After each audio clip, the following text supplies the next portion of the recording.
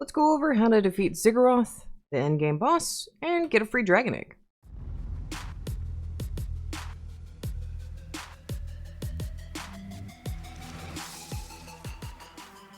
Hey, hello, belovians, it is Sister here. Hopefully you're having a great day. I'm having a great day. We're back today in Dragon Blade, and we're going to be going over the endgame boss fight, what you need to do in order to get to it, and how to get a free 5-star dragon egg, pretty much. Well, kind of free. Costs 2,000 gold. So, let's do the demo of the intro stuff, and we're going to get right on into it. If you haven't already, please make sure you smash the like button, and do the sending subscribe button. I really appreciate it. Helps me out a lot. So, let's get on into it. First things first, you will have to get your settlement all the way up to level 7. Because at level 7, it allows you to unlock in the shop the Dragon Blade. So the Dragon Blade's quite expensive. I honestly do not remember how much it costs. But all in all, probably this whole endeavor, other than resources, it's going to cost you about 10k. Maybe a little more. So just realize this is kind of expensive to finish the game. But once you have the Dragon's Blade, you have to go over to the Master Workbench. So again, you have to have, or the Master Anvil, you have to have that unlocked. Then you have to craft it. It's going to cost you 24 gold ingots, 24 iron ingots, 24 leather, 24 silver, and 24 wood planks. So in order to get at least the ores, my biggest recommendation, if you are looking for those 3 ores and are wanting to farm it all in the same place and are lazy like Sister, is go over to the Elder Tree. This is the area for the Elder Tree. Basically, I can already see some gold, I can see iron, I can see silver. So there's a ton of resources in here that basically you can grind up for all of those bars.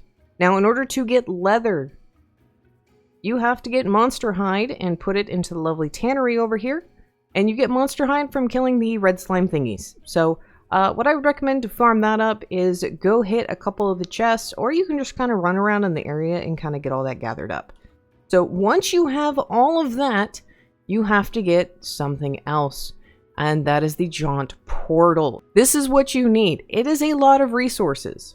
In order to craft this thing, you need 20 stone, 20 magic runes, 19 plasma cores, and 20 elemental cores. Stone. Stone comes from the ground. Okay, that one's easy. Magic runes you get from defeating the chest. So if you need runes, and you're like, I can't farm the legendary ones, just go find these little ones. Super, super easy. Now, the plasma and elemental cores come from 2 very specific things. So for the elemental cores, ironically, going back up to Elder Tree and farming up the golems up there is actually not a bad idea, because every time you leave a jaunt, and you come back, or you go back to your base, these guys respawn. So you just got to kill these guys, and you will be able to get a elemental core. Now for the plasma cores, these are a little bit harder. You have to go kill one of the mechs. So the mech that I more often use is the one by Elder Tree. There's one right here on the coast for Elder Tree. There's also one over here at the Maya Head. There's one right on over there. You are looking for these big guys, so they're actually not that bad. My biggest recommendation before you start trying to farm up for the portal is go ahead and craft yourself a dragon bow. Actually, range damage affects Ziggeruth at all times, and I love using a bow because it does a ton of damage. It keeps me out of combat, and it's super easy to use. So I would highly recommend using that, but the mechs drop the plasma cores. They respawn every time you unload their area. So if after you defeat it, there he goes. He went off in the air. And you get your plasma core. All you have to do is reset back to your base and just go back to the jaunt. I would recommend taking a horse with you just so you can kind of get down the mountain a little faster. So that's how you farm all that up. Now, before you're like, I'm ready to go fight Ziggeruth, rah! One, I would make sure to have some stamina on you. I would have at least 2 bars on top of the normal. So if you can see what I got there. I would recommend having at least over 10 hearts. You don't have to have the dragon armor. You can probably just suffice with some silver or some iron. So if we're looking in the crafting table, so either the silver or the heavy iron armor should do use pretty well. Especially if you're using bow and you're not really getting up close and you're just moving the whole time, it's fairly easy. I also would take the time to invest in some healing potions. Healing potions are the best healing item in the game. And they're actually not that bad to craft. So if you've already had to go farm up some leather to go make some stuff in order to make a healing potion, you just need 2 wild rose, 2 monster eye, and a copper ore. It's actually super cheap to make. So this should be something you should have on you. It's really, really nice. It's really, really easy. Now, the other thing you have to have in order to do this is you have to have a set of monster wings. That's not optional. In order to get to the boss, you have to have it. So, yeah. One last thing you want to have before you go into the portal is you need to have 2,000 gold, okay? Because the first time you defeat the boss, he drops his spawn, basically. So keep that in mind. Also, you need to have Kitsu's quests all lined up so that when you go in there to defeat Ziggeruth, that's what you're supposed to be doing. If you defeat Ziggeruth every time afterwards, because I'm going to go and fight him again and kind of show you the strat, basically, you get 1,000 gold, which isn't bad, but eh. Let's go ahead and spawn on in to Ziggeruth's realm, and we'll get going. So you are going to get teleported to another server, so it does save your data for you. Also, go get an extra heart from your resting table. And yes, this does take a while. So, we are here in Ziggeruth's lair. Now, as you can see, this is pretty high up. I will tell you right now, I cannot fly all the way to the top. You are going to have to kind of tippy-toe, but we can jump to this one. So, before I go, I'm going to go ahead and get up to that platform right there. So, go ahead and, if you have to go to the other platform, be my guest, or if you have to climb up, I will tell you, the floor is lava and the floor hurts. Okay? So, from here, we're going to kind of wait, because the moment I get on that platform, he's going to kind of spawn in. So, you also can get strength potions. That is entirely up to you. I am just using them because, you know, speed of video. So let's go ahead and go up here. I'm going to pull my bow out. The Ziggeruth is going to spawn. There you go. So Ziggeruth basically throws a volley of fireballs. And all you have to do is kind of move around. He does move around the arena. So all you have to kind of do is, you know, just avoid him. If you hide behind this pillar, he cannot hit you. So that's actually nice. If he does fall to the ground, you can use a melee attack to hit him. Or if you just boink him in the brain with a bow, it does the same amount of damage. I'm trying really hard not to get hit. Alright, stop talking. So he's going to fall. All you got to do is hit him in the head. So I could go hit him with a melee weapon, but nah.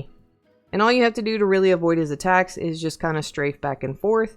When he does start firing his fireballs, make sure you're not doing that. Make sure you go in a single line.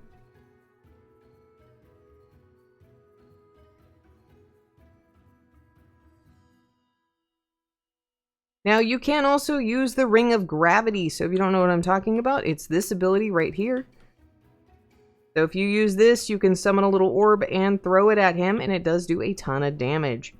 So this is actually really nice. So if you're good with this, be my guest. However, Sister likes using the bow. The bow is nice. And this is why we bring healing potions. Ow.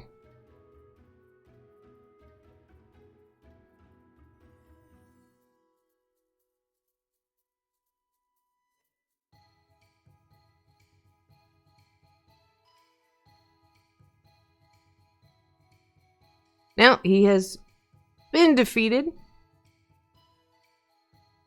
So we're going to get the glowing orbs. So he's either going to drop his egg or he's going to drop cash. So this is the cash he drops.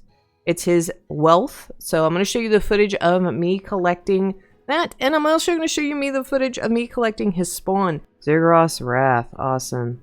Get his spawn. Ah, cool. So we picked up his spawn. Awesome. So once you get that, in order to leave the zone, so you have gotten his egg, you have gotten the gold, you now actually have to go back through the teleporter. So this will actually send you to a public server, so be aware that this will send you there. So if you're playing on a private mostly, you may have to leave and go to another server. Now, once you get back home, before you place the egg down, make sure you have 2,000 gold, because when you hatch these guys, if you have 2,000 gold on you, you can make a 5-star. Also, make sure you go talk to the fox, or the wolf thing, whatever, Kitsu. Go talk to Kitsu, okay? Because I didn't do it the first time, and I had to hatch another dragon in order to complete his quest line. So you do have to make a stable for the egg. All you do is you go over, put the Eggo in there, you spend 2k, and you get a dragon. So that is Igneous right here. This is his spawn that you get. Basically, you get the coloring. He's red. He looks pretty. And basically, it's how you get a dragon. This is like the cheapest dragon you will get all game.